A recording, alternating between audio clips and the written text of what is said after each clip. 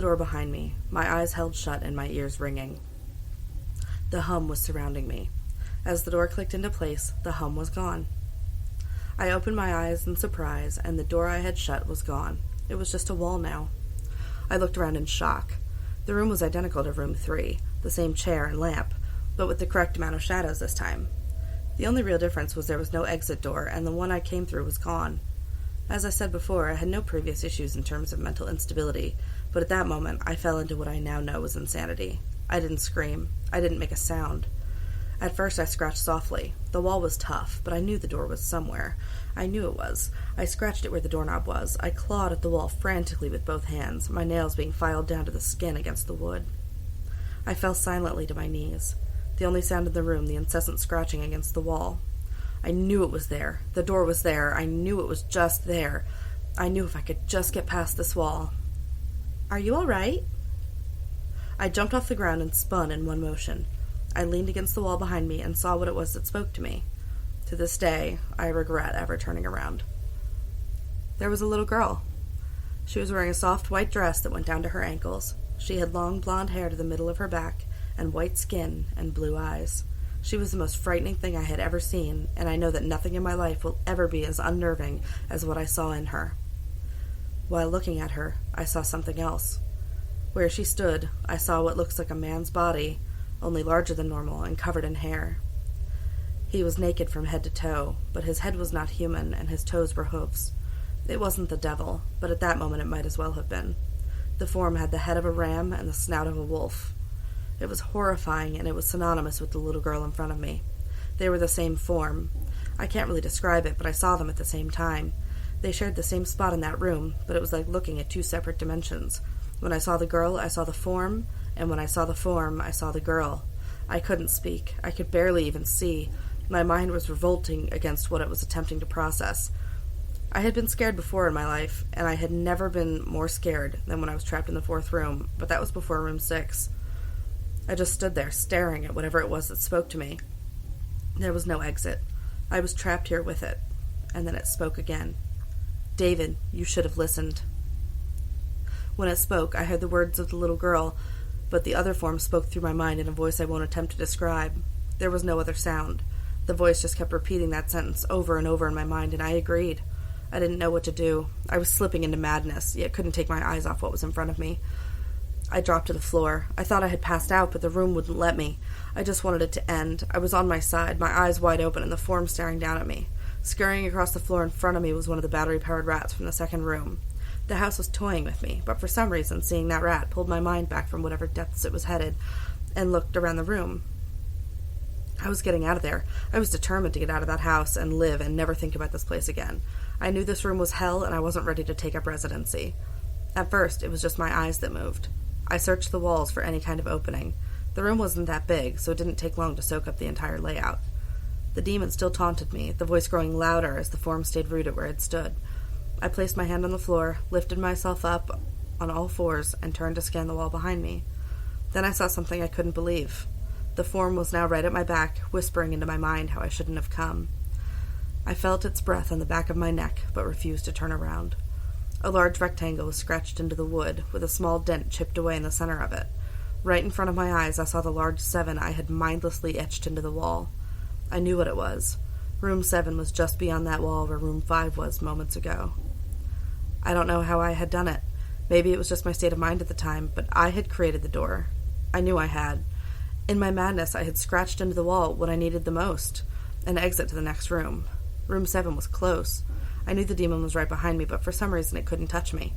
I closed my eyes and placed both hands on the large 7 in front of me. I pushed. I pushed as hard as I could.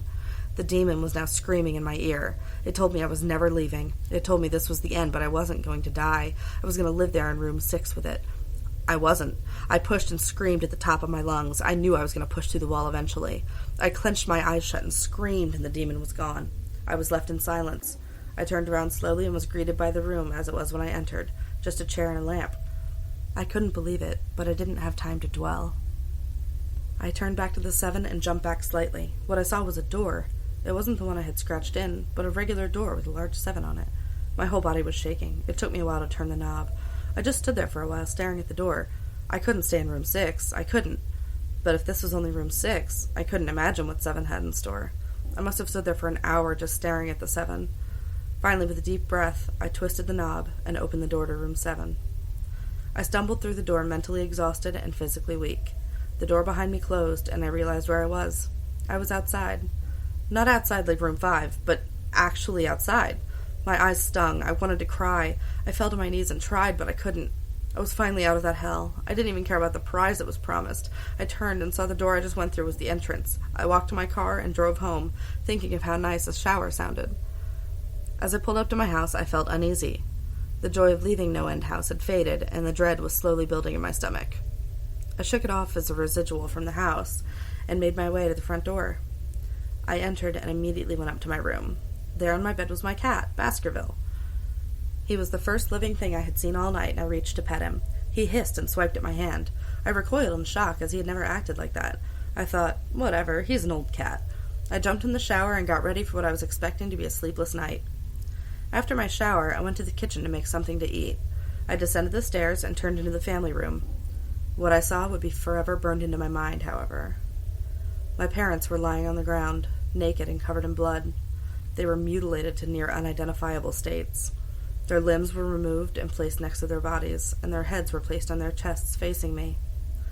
The most unsettling part was their expressions. They were smiling, as though they were happy to see me. I vomited and sobbed there in the family room. I didn't know what had happened. They didn't even live with me at the time. I was a mess. Then I saw it. A door that was never there before.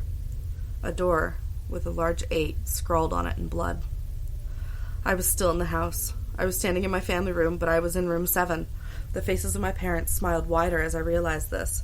They weren't my parents. They couldn't be, but they looked exactly like them. The door marked 8 was across the room, behind the mutilated bodies in front of me. I knew I had to move on, but at that moment I gave up. The smiling faces tore into my mind. They grounded me where I stood. I vomited again and nearly collapsed. Then the hum returned. It was louder than ever, and it filled the house and shook the walls. The hum compelled me to walk. I began to walk slowly, making my way closer to the door and the bodies. I could barely stand, let alone walk, and the closer I got to my parents, the closer I came to suicide. The walls were now shaking so hard it seemed as though they were going to crumble, but still the faces smiled at me. As I inched closer, their eyes followed me. I was now between the 2 bodies, a few feet away from the door. The dismembered hands clawed their way across the carpet towards me. All the while the faces continued to stare. New terror washed over me, and I walked faster. I didn't want to hear them speak. I didn't want the voices to match those of my parents. They began to open their mouths, and the hands were inches from my feet. In a dash of desperation, I lunged through the door, threw it open, and slammed it behind me. Room 8. I was done. After what I had just experienced, I knew there wasn't anything else in this fucking house that could throw at me that I couldn't live through. There was nothing short of the fires of hell that I wasn't ready for. Unfortunately, I underestimated the abilities of No End House. Unfortunately, things got more disturbing, more terrifying, and more unspeakable in room 8. I still have trouble believing what I saw in room 8. Again, the room was a carbon copy of rooms 3 and 6, but sitting in the usually empty chair was a man. After a few seconds of disbelief, my mind finally accepted the fact that the man sitting in the chair was me. Not someone who looked like me. It was David Williams. I walked closer. I had to get a better look, even though I was sure of it. He looked up at me, and I noticed tears in his eyes. Please don't do it. Please don't hurt me. What? I asked. Who are you? I'm not going to hurt you. Yes, you are. He was sobbing now. You're going to hurt me, and I don't want you to. He sat in the chair with his legs up and began rocking back and forth. It was actually pretty pathetic looking, especially since he was me, identical in every way. Listen, who are you? I was now only a few feet from my doppelganger. It was the weirdest experience yet, standing there talking to myself. I wasn't scared, but I would be soon. Why are you... You're gonna hurt me! You're gonna hurt me if you want to leave! You're gonna hurt me! Why are you saying this? Just calm down, alright? Let's try and figure this... And then I saw it. The David sitting down was wearing the same clothes as me, except for a small red patch on his shirt, embroidered with the number 9. You're gonna hurt me! You're gonna hurt me! Don't, please! You're gonna hurt me! My eyes didn't leave that small number on his chest. I knew exactly what it was.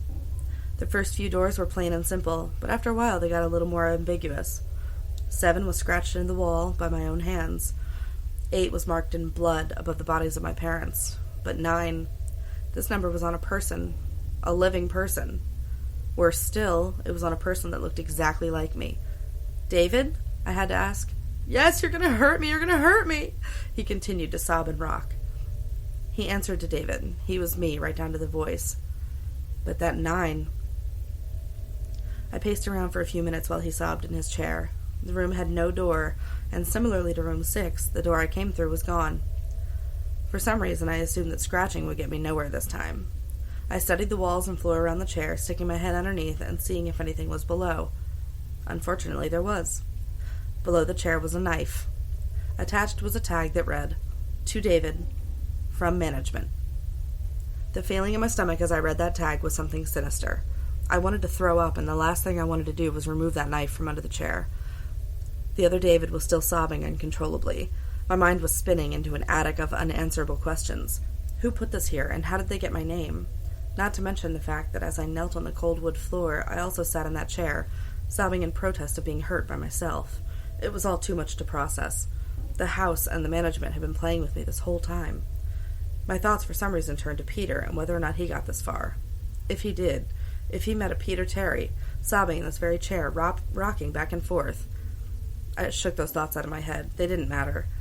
I took the knife from under the chair, and immediately the other David went quiet. "David," he said in my voice, "what do you think you're going to do?" I lifted myself from the ground and clenched the knife in my hand. "I'm going to get out of here." David was still sitting in the chair, though he was very calm now. He looked up at me with a slight grin. I couldn't tell if he was going to laugh or strangle me. Slowly, he got up from the chair and stood facing me. It was uncanny. His height and even the way he stood matched mine. I felt the rubber hilt of the knife in my hand and gripped it tighter. I don't know what I was planning on doing with it, but I had a feeling I was going to need it. "Now," his voice was slightly deeper than my own, "I'm going to hurt you. I'm going to hurt you, and I'm going to keep you here." I didn't respond. I just lunged and tackled him to the ground. I had mounted him and looked down, knife poised and ready. He looked up at me, terrified. It was like I was looking in a mirror. Then the hum returned, low and distant, though I still felt it deep in my body. David looked up at me as I looked down at myself. The hum was getting louder, and I felt something inside me snap. With one motion, I slammed the knife into the patch on his chest and ripped down. Blackness fell on the room, and I was falling. The darkness around me was like nothing I had experienced up to that point. Room 4 was dark, but it didn't come close to what was completely engulfing me. I wasn't even sure if I was falling after a while. I felt weightless, covered in dark. Then a deep sadness came over me. I felt lost, depressed, and suicidal. The sight of my parents entered my mind. I knew it wasn't real, but I had seen it, and the mind has trouble differentiating between what is real and what isn't.